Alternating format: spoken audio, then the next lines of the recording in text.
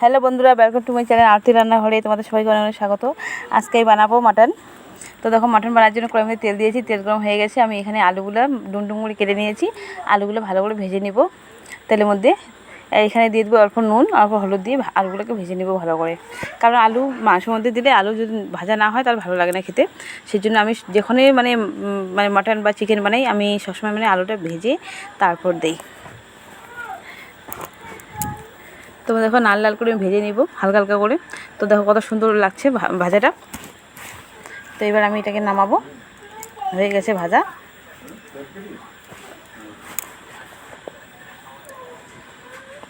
তো দুই পাশে ভালো করে ভেজে নিয়েছি আলু। তারপর এখানে আমি কড়াইয়ের মধ্যে আবার দিলাম তেল। ওই তেলের মধ্যে দিয়ে দিচ্ছি 2টা তেজপাতা, তারপর দিয়ে দিচ্ছি 2টা শুকনো লঙ্কা।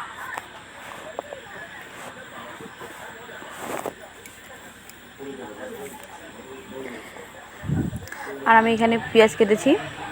পেঁয়াজ আমি বাটবো না, পেঁয়াজটা আমি এমনি দিয়ে দিব। তো এখানে আমি দিয়ে দিলাম পেঁয়াজটা দিয়ে পেঁয়াজগুলো ভালো করে ভেজে নেব।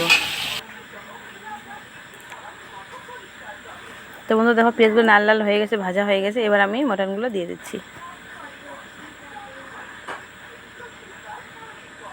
মাটনটা খুব ভালো ছিল, খুব একদম ফ্রেশ ছিল। আমি বাজার থেকে নিয়ে আসছি, আমি বাজারে গেছি।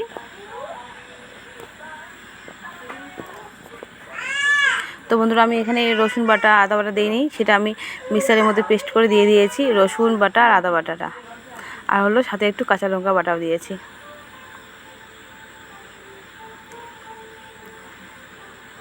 তো এখানে আমার কষা হয়নি, কষতে হবে আরও।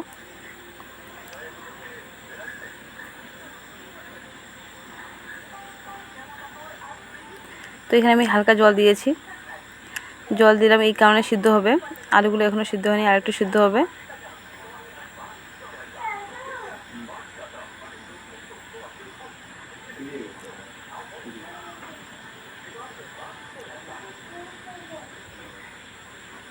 তো বন্ধু দেখো, হয়ে গেছে। আমি এখানে একটু গরম মশলা দেবো, দিয়ে নামাবো এবার।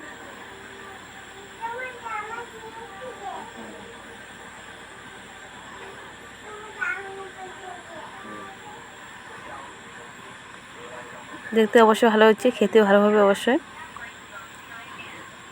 তারপরে বন্ধু দেখো, এখানে বেগুনি আছে, এখানে খিচুড়ি, তারপরে তরকারি। এর সামনেই পূজা ছিল, ওখান থেকে নিয়ে আসছে।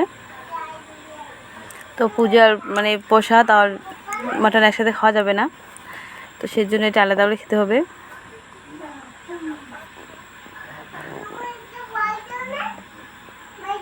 তো খেতে আমরা বসে গেছি বন্ধুরা, দেখুন। তো বন্ধুরা দেখো, তারপর হয়ে গেল পুরি। আজকে সকালবেলা আমি পুরি ভেজেছি।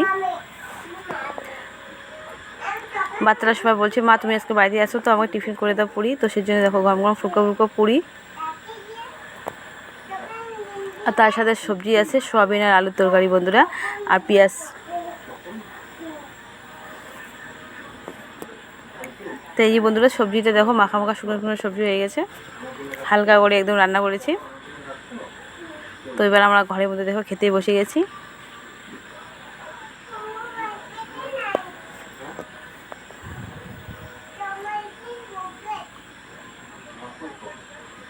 তো বন্ধুরা, ভিডিও ভালো লাগলে লাইক শেয়ার কমেন্ট করো প্লিজ, চ্যানেলটাকে সাবস্ক্রাইব করে দিও।